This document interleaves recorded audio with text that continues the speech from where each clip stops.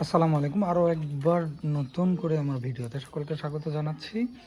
আজকে প্রশ্ন উত্তর পর্ব নিয়ে হাজির হয়েছি। বেশ অনেক দিন ধরে কোনো প্রশ্নের উত্তর দেওয়া হয়নি, তো আজকে একটা প্রশ্নের উত্তরই দেব আমি। গত কয়েকদিন আগে একজন প্রশ্ন করেছেন যে ভাইয়া, বৃষ্টির সময় আসছে, বৃষ্টির পানিটা কিভাবে বের করেন, যদি একবার দেখাতেন। তো আমার আগের ভিডিওগুলোতে আমি দেখিয়েছি বৃষ্টির পানি আমি কিভাবে বের করি। তো এই ভিডিওতেও আমি আরেকবার দেখানোর চেষ্টা করছি যে বৃষ্টির পানিটা আমি কিভাবে বের করি। তো আমার যে পুরনো হাউসটা আছে, এটাতে গতকালকে বৃষ্টি হয়েছিল বিধায় আমি, এই যে দেখুন, গত রাতে বৃষ্টি হয়েছে, বৃষ্টি হয়েছিল বিধায় আজকে কিন্তু সেই ভিডিওটার উত্তর দিচ্ছি।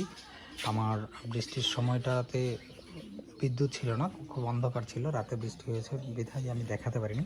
আমি সেই অপেক্ষাতে ছিলাম যে বৃষ্টি হলে আমি আপনাদেরকে সরাসরি লাইভ দেখাবো, কিন্তু যেহেতু সেটা পারিনি, তাই খুব সকাল সকাল এলাম যাতে আপনাদেরকে বোঝাতে পারি। তো দেখতে পাচ্ছেন আমার এটা হচ্ছে আউটলাইন, যেটা ভিতর দিয়ে আছে, একদম ওই নিচ থেকে পাইপ দিয়ে এদিক দিয়ে আউটলাইন করা আছে। আউটলাইনে যখন আমি পানি ছেড়ে দিই, তখন আমি এটাকে কিন্তু খুলে রেখেই পানি ছেড়ে দিই এখান থেকেই। এই যে দেখুন পানি বেরোচ্ছে, তো খুলে রেখেই আমি কিন্তু পানি ছেড়ে দিই। কিন্তু যখন বৃষ্টির সময় আসে তখন তো আমি সব পানি ছেড়ে দিয়ে রাখতে পারি না, যেহেতু ওখানে ফিল্টার লাগানো আছে, তাই এখানে সরাসরি মুখ খোলা থাকলেও কোনো সমস্যা নেই। তো যেহেতু বৃষ্টির সময় আমি সব পানি তো ছেড়ে দিয়ে রাখতে পারি না, তাহলে তো এই এই মাপে, যে মাপে আমার পানি দেখছেন, আমার সচরাচর পানি থাকে এই পর্যন্ত, কিন্তু যে মাপে আপনারা পানি দেখছেন এখন, সেই মাপ পর্যন্ত রাখলে নর্মাল মাছগুলোর কোনো সমস্যা হবে না। কিন্তু যদি আমি পানিগুলোকে সব ছেড়ে দিই, তাহলে মাছের সমস্যা হবে, তো সেটা তো আমি করতে পারি না। যে কারণে এই যে ছোট একটা পাইপ নিয়ে, দেখুন এখানে ওই যে পরিমাণে পানি দেখছেন, ঠিক এই মাথাটা সে পরিমাণ পর্যন্তই আছে, তার নিচের আর পানি বের হবে না, এবং মাছগুলো ওই পানি পর্যন্তই থাকবে। তো এইভাবে এই লাইনটাকে খুলে রেখেছি। বৃষ্টি হওয়ার পরে যতটুকু এর উপরে পানি উঠবে, এই দিক দিয়ে বের হয়ে চলে যাবে। যদি বৃষ্টি না থাকে সেই ক্ষেত্রে এটাকে খুলে রাখতে পারি আমি, সমস্যা নেই। নর্মালভাবে এখান থেকে এলবো দিয়ে আমি পানিটা বের করে ছেড়ে দিতে পারি। কিন্তু যদি বৃষ্টি হয় তখন আমি এই পাইপটাকে লাগিয়ে এই পর্যন্ত, একটা লিমিট পর্যন্ত পানি থাকবে, তার উপরে পানি উঠলেই পানিটা বের হয়ে যাবে। এই যে এই লিমিট পর্যন্ত পানি আছে, তার উপরে পানি উঠলেই বের হয়ে চলে যাবে। আর নতুন যে ট্যাঙ্ক করেছি আমি,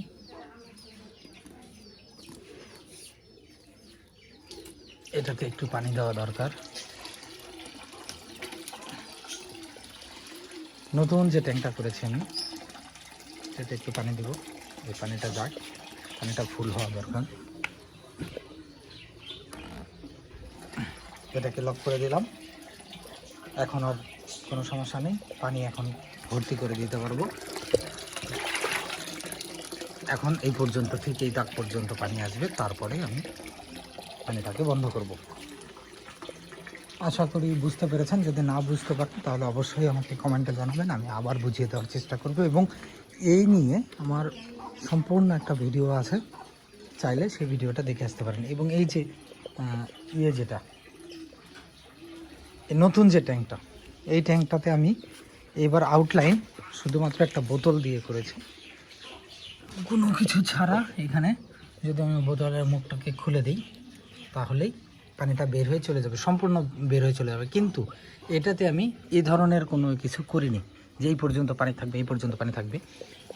এটাকে করব কি, আমি এই ট্যাঙ্কটার সাথে সংযুক্ত করে দেব, এদিকে একটা কেটে এই ট্যাঙ্কটার সাথে সংযুক্ত করে দেব, যাতে এখানে পানি বেশি হলেই, এই ট্যাঙ্কে পানি বেশি হলেই এটা সরাসরি এই ট্যাঙ্কে চলে যেতে পারে, এবং ওটা দিয়ে আউটলাইন হয়ে বের হয়ে চলে যাবে। কেননা এই জায়গা সংকলনের কারণে এখানে যদি আমি একটা পাইপ লাগাই, তাহলে আমার এখানে জায়গায় চলাফেরা করতে কষ্ট হবে, যে কারণে আমি এই সিস্টেমটা এখানে করিনি। আর যেহেতু আমার একটা আউটলাইন আছে, আর একটা বাড়তি খরচ আমি করতে চাইনি। হ্যাঁ, যখন আমি সম্পূর্ণ পানি ফেলে দেবো, তখন এই বোতলের মুখটা খুলে দিলেই আমার সব পানি বেরিয়ে চলে যাবে। আজ গত রাতে বৃষ্টি হয়েছিল দেখতে পাচ্ছেন। যে আমি ওটাকে খুলে রেখেছি একটু যদি খেয়াল করে দেখেন তো সব পানি বেরিয়ে চলে গেছে, পানি কিন্তু একটাও নেই। তো এই ছিল আমার আজকের এই একটা প্রশ্নের উত্তর। আরও প্রশ্নের উত্তরগুলো আমি ধীরে ধীরে দেওয়ার চেষ্টা করব। এক ভিডিওতে সব প্রশ্নের উত্তর দিলে সবাই পায় না। তো আজকের মতো আমি বিদায় নিচ্ছি। সবাই ভালো থাকবেন, সুস্থ থাকবেন এবং আমার চ্যানেলের সাথেই থাকবেন। আল্লাহ হাফেজ।